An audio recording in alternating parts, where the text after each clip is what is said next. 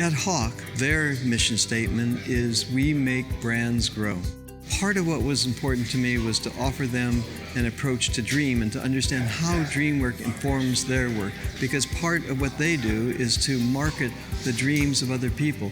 When the eyes close, something else comes away.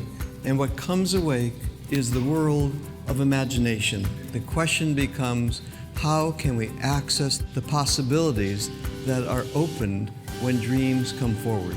As a millennial, I found Dr. Eisenstadt's perspective on dreams to be pretty refreshing. I think really different from a lot of the things that I have seen.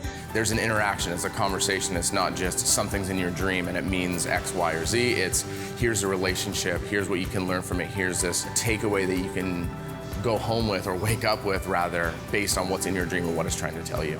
We're going to let the figures speak on behalf of themselves rather than us speaking on behalf of the figures. It allows for the figures themselves to come into our lives and offer their intelligence.